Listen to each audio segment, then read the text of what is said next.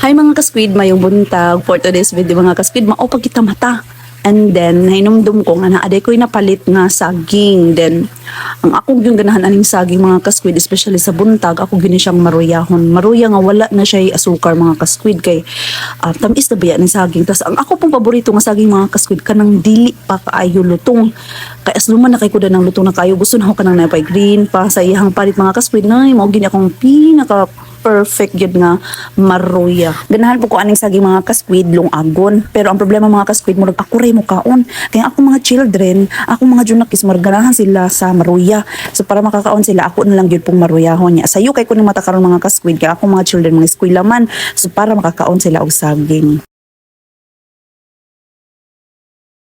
Kay base magud sa akong nahibawan mga ka-squid, ang saging yun is rich in potassium. So, ang potassium magud mga ka-squid makatabang na siya para ma-normal ang tibok ng iyong puso.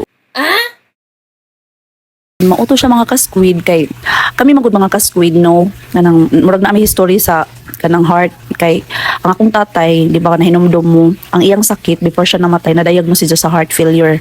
So nagka heart failure siya. Tapos ningon ang doktor mga ka-squid nga possible daw kuno dako ang chance nga mamana daw sa iyang mga anak ang maong sakit. Kay murag na adyo daw kuno na sa ilaha. Murag na silang genes na kanang nga balatian ay dutong si tawag ang balatian. Basta nagka heart failure ang akong father last nga tuig last 2023. So mao to na sakit siya then na wag gid siya na kuan kay need niya operation.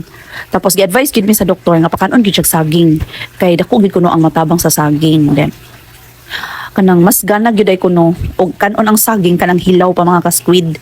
Pero kay mura maglisod ng tagkaon oy mukaon matag saging nga hilaw nga kanang kumbaga murag hinog na siya pero wala pa giluto mukaon ko nga mga ka-squid pero mas mo prepare gud ko kanang lungagon or kanang ganing maruyahon mas ganahan jud kay ko ingon na mga ka-squid even ako mga bata di pa na sila ingon nga mukaon kanang mukaon kanang hilaw gani nga saba pero kanang mga nang tundan or lakatan pwede noon na siya so kun naatay kwarta makapalit og lakatan pero wala po tay kwarta pwede po ta sa tundan basta saging mga ka-squid and then kani sa saba kuan na si Ja kanang ginaluto ginamon siya lungag or maruya.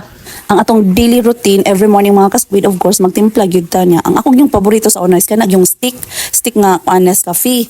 O di ba baka naman Nescafe pero nakabantay ko mga ka-squid og magkape ko magkuan ko magkurog dali mga siguro mga around 9 sa buntag magkurog na ko ingon ana so nigkuan ko nag-chef ko laing nga kuan so mo ato nagkuan ko nag Milo and then gatas